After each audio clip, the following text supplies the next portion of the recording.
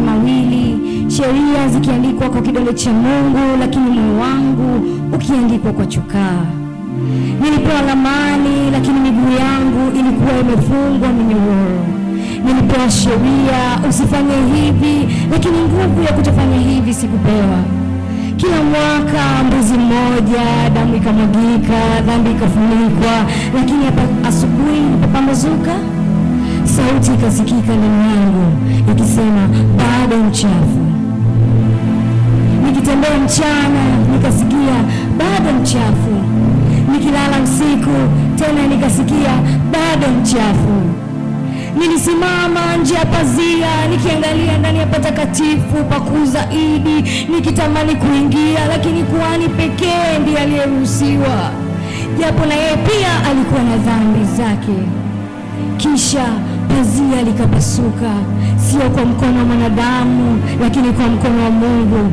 Alipopigwa msumari mwili wake, damu moja, ndiyo damu moja, sio ya mbuzi, sio ya ng'ombe, bali ya mwana, ikamwagika mara moja. Na sauti ile iliyokuwa inasema bado mchafu ikabadilika ikasema, umekamilika, umekamilika. Leo siwezi tena kusema Mungu yuko mbali kule Yerusalemu, kwa sababu yeye yuko ndani yangu. Roho wake sio mgeni anayekuja na kuondoka, ni mwenyeji anayekaa. Sasa sheria sioni kwenye mawe, naiona ndani ya moyo wangu, ikiwa imeandikwa kwa upendo, kwa wino wa hofu isiyokuwa na hofu ya adhabu. Sabato yangu sasa si Jumamosi kwenye kalenda. Sabato yangu ni jina, ndiyo, ni jina linalosema, njoni kwangu ninyi mnaochoka, nami nitawapumzisha. Nilipewa kivuli miaka mingi, kivuli cha sadaka, kivuli cha hekalu, kivuli cha kuhani, lakini kivuli hakikuweza kunikumbatia mpaka mwili wenyewe ulipofika, jina lake Yesu, ambaye ndiye mwanzo wa sheria, ambaye ndiye mwisho wa sheria. Yeye ndiye mwanzo wa neema, yeye ndiye kuhani, sadaka na sabato yangu. Kwa hiyo leo nauliza, bado unashikilia kivuli wakati mwili amesimama mbele yako? Nauliza tena, bado umeshikilia kivuli wakati mwili umesimama mbele yako?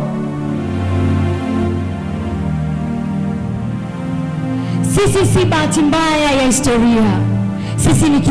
Sisi sio kizazi cha kupotea kwenye TikTok na kelele za Instagram au Facebook.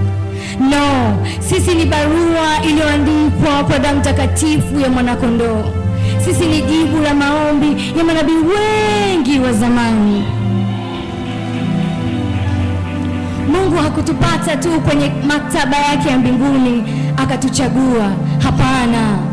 Na sio kwa sababu tulikuwa wazuri au tabia, hapana, au matendo yetu mema, hapana, bali kwa sababu alitaka kuonyesha wema wake, upendo wake na kujali kwake. Tumeitwa kizazi kilichochaguliwa, ukoo wa kifalme, sio kwa taji na dhahabu au vitu vinavyoharibika, mfano wa fedha na kadhalika, bali kwa mateso ya mfalme wetu, damu yake ilimwagika. Sisi ni makuhani, lakini si wale wanaovaa mavazi masafi na kuficha dhambi zao. Sisi ni makuhani wanaoinua mikono michafu na kusema, angalia, damu ya mwana imetusafisha.